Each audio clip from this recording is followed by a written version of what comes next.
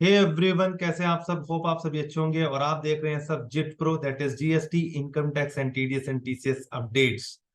तो all my जितने भी CA intermediate, CA final, right, जितने भी सीए स्टूडेंट्स हैं, चाहे वो आपके चार्टर्ड अकाउंटेंट क्यों ना हो, राइट, और मेंबर्स जितने भी आईसीएआई के, तो उनके लिए हम अपडेट्स देते रहते हैं। जो स्टूडेंट्स अभी हमारे से प्रैक्टिकल कोर्स ले रहे हैं, राइट, या फिर जो मेंबर्स हमारे से प्रैक्टिकल कोर्स ले रहे हैं, उनके लिए भी अपडेट्स हैं, राइट। उनको तो हम रेगुलर अपडेट्स देते ही रहते हैं।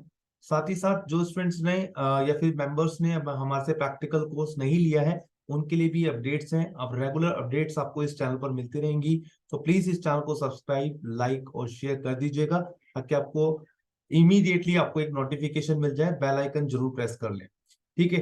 तो सबसे पहले तो हम यहाँ पे बात कर लेते हैं, दैट इज आपकी bewareness of the timeliness, right, bewareness of timeliness, that is updated returns को लेकर के। जो आपकी अपडेटेड रिटर्न होती है आईटीआर यू, आईटीआर जो यू होती है, राइट, इसकी एक डेडलाइन है। वो डेडलाइन कौन से असेसमेंट ईयर के लिए, वो मैं आपको बता देता हूं। अगर आप अपने असेसमेंट ईयर 21-22 की अपडेटेड रिटर्न फाइल कर रहे हो, income tax return, that is updated return, right. तो अपडेटेड रिटर्न्स के लिए वैसे सेक्शन लगती है हमारी 139 सबसेक्शन 8A, 139 सबसेक्शन 8A का प्रोविजंस लगता है। असेसमेंट ईयर 21-22 के लिए 31 मार्च 2024, 31 मार्च 2024 आपकी क्या है, ड्यू डेट है। इसको प्लीज ध्यान से देख लीजिएगा। असेसमेंट ईयर 21-22 का अगर आप अपडेटेड रिटर्न फाइल करते हैं, तो उसका ड्यू डेट है, that is 31 March 2024, that is deadline. When to file the updated returns, कब आपको अपडेटेड रिटर्न्स फाइल करना होता है, तो आपको ये बताया जा रहा है कि आप कब अपनी एक अपडेटेड आईटीआर फाइल कर सकते हैं। तो सबसे पहले तो बताया जा रहा है कि tax payer who have not filed the original, अगर आपने ओरिजिनल रिटर्न्स फाइल नहीं करी है, राइट, और या फिर अपने रिवाइज रिटर्न्स आप फाइल नहीं कर पा रहे हैं, या फिर आपने रिटर्न्स रिवाइज कर दी है, उसके बाद उसको अपडेट करना चाह रहे हैं, तो अल्टीमेटली उस केस में आप अपनी अपडेटेड रिटर्न फाइल कर सकते हैं। असेसमेंट ईयर 21-22 के लिए भी फाइल कर सकते हैं, असेसमेंट ईयर 2021 के लिए भी फाइल कर सकते हैं, राइट। उसके बाद tax payer who desire to modify the original returns, अगर आपने ओरिजिनल रिटर्न्स फाइल कर दिया, ओरिजिनल रिटर्न्स कहाँ फाइल होती है, ओरिजिनल रिटर्न्स फाइल होती है सेक्शन 139 सबसेक्शन नंबर होती है 1। ये होती है ओरिजिनल रिटर्न्स, राइट। आपकी ओरिजिनल रिटर्न्स अगर आपने मॉडिफाई करनी है, राइट, अगर आपने इनकम को डिक्लेयर नहीं किया है करेक्टली, राइट, मान लो आपने अपनी ओरिजिनल रिटर्न्स में कोई इनकम थी, उसको कम दिखा दिया है, उसको कम दिखा दिया है, तो आप उसको बढ़ा सकते हैं, मतलब करेक्टली रिपोर्ट कर सकते हैं रिटर्न्स के अंदर, that is 139(1). Able to understand? Including incorrect heads of income is selected, right. अगर आपने कोई हेड्स ऑफ इनकम जो है गलत तरीके से सिलेक्ट कर लिया, मान लो आपने अगर कोई इनकम, बिजनेस इनकम दिखानी थी, आपने उसको आईएफएस में दिखा दिया, आपने उसको इनकम फ्रॉम अदर सोर्स में दिखा दिया, तो अल्टीमेटली आप क्या कर सकते हैं, आप अपने पास अपडेटेड रिटर्न्स को फाइल कर सकते हैं। अगर आप रॉन्ग रेट से टैक्स को पे कर चुके हैं, अगर आपने रॉन्गली तरीके से रेट चूज कर लिया टैक्स का, तो आप उस केस में रेट जो करेक्ट रेट है उसके हिसाब से टैक्स पे कर सकते हैं अपडेटेड रिटर्न्स में। Reductions in the carry forward loss और अनअब्सॉर्ब्ड डेप्रिसिएशन इज रिक्वायर्ड, अगर आपने ब्रॉड फॉरवर्ड लॉस जो होते हैं आपके, अगर आप उसमें रिडक्शन करना चाहते हैं, राइट, या अनअब्सॉर्ब्ड डेप्रिसिएशन में रिडक्शन करना चाहते हैं, तो आप अपने अपडेटेड रिटर्न्स फाइल कर सकते हैं। मतलब कहने का, आप कुछ भी चीज में इंक्रीज नहीं कर सकते, लॉसेस को इंक्रीज नहीं कर सकते, अनअब्सॉर्ब्ड डेप्रिसिएशन को इंक्रीज नहीं कर सकते। मैट और एएमटी का क्रेडिट अगर आपको रिड्यूस करना है, तो भी आप अपडेटेड रिटर्न्स फाइल कर सकते हैं। 31 मार्च 2024 फाइल कर सकते हैं अपनी अपडेटेड रिटर्न्स, इसकी डेडलाइन 31 मार्च 2024 है, राइट। अगर आप असेसमेंट ईयर 21-22 की रिटर्न्स फाइल कर रहे हैं, राइट, या फिर असेसमेंट ईयर 22-23 की रिटर्न्स फाइल कर रहे हैं, तो उस केस में आप क्या कर सकते हैं, अपनी अपडेटेड रिटर्न्स को 31 मार्च 2024 तक फाइल कर सकते हैं।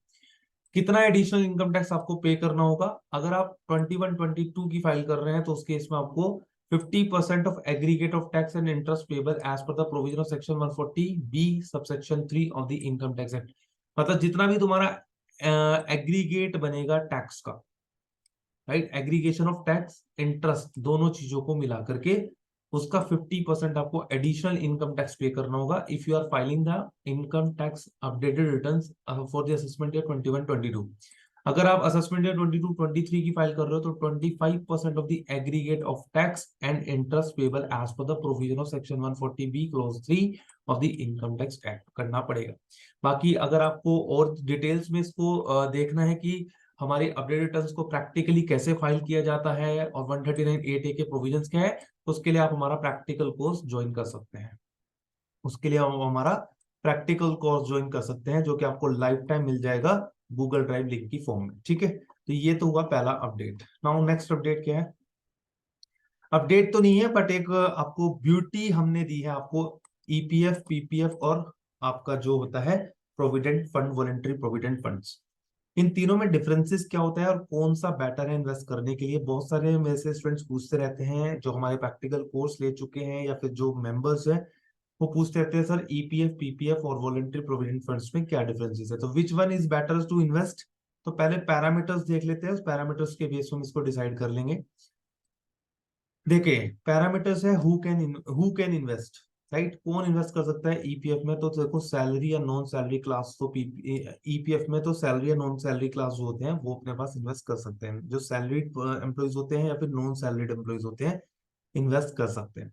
पीपीएफ के अंदर आप कोई भी कर सकता है, लेकिन एनआरआई को छोड़ करके कोई भी कर सकता है। और वॉलंटरी प्रोविडेंट फंड्स में सैलरीड एम्प्लॉय ही कर सकता है। ये तो हुआ पहला केस, ये पहला पैरामीटर है। एनुअल रेट ऑफ इंटरेस्ट यहाँ पे आपको एनुअली 8.10% मिल जाता है, और पीपीएफ में आपको 7.10% मिल जाता है, और यहाँ पे आपको 8.10% मिल जाता है। इसके अलावा मिनिमम पीरियड ऑफ इन्वेस्टमेंट्स क्या रहेगा? मिनिमम पीरियड ऑफ इन्वेस्टमेंट्स, तो मिनिमम पीरियड ऑफ इन्वेस्टमेंट्स आपका रिटायरमेंट या रेजिग्नेशन तक रहता है। यहाँ 15 साल तक रहता है, और यहाँ रिटायरमेंट और रेजिग्नेशन तक रहता है। राइट, तीनों के केसेस की डिफरेंसेस बता रहा हूँ पैरामीटर्स के बेस पे।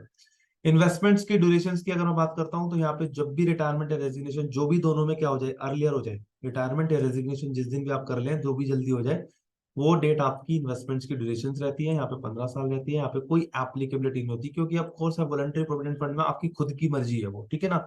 तो यहाँ पे कोई भी ड्यूरेशन आपकी नहीं है, यहाँ पे आप कभी विड्रॉल कर सकते हो। यहाँ पे विड्रॉल की अगर बात करी जाए, यहाँ पे कितना विड्रॉल कर सकते हैं, मतलब आपका एम्प्लॉय प्रोविडेंट फंड्स के अंदर आप कंप्लीट भी विड्रॉल कर सकते हो, पार्शियली विड्रॉल भी कर सकते हो। पब्लिक प्रोविडेंट फंड्स में आप 50% विड्रॉल करने का चांस मिलता है आपको आफ्टर 6 ईयर, 6 साल के बाद आप 50% पैसा विड्रॉल कर सकते हो पीपीएफ में से। और वॉलंटरी प्रोविडेंट फंड में से आपके पास पूरी की पूरी अथॉरिटी होती है, आप कंप्लीट विड्रॉल कर सकते हो। ठीक है, अगर ईपीएफ में बात करूं कंट्रीब्यूशन परसेंटेज की, तो ईपीएफ के अंदर आप क्या कर सकते हो, आपके जो एम्प्लॉय और एम्प्लॉयर होते हैं दोनों को 12% कॉन्ट्रीब्यूट करना पड़ता है एम्प्लॉय प्रोविडेंट फंड्स में। और पब्लिक प्रोविडेंट फंड्स में आपको मिनिमम एनुअल बेसिस पे 500 रुपए, मिनिमम 500 रुपए एनुअल बेसिस पे, और मैक्सिमम 1.5 लाख रुपए आप इन्वेस्ट कंट्रीब्यूट कर सकते हैं।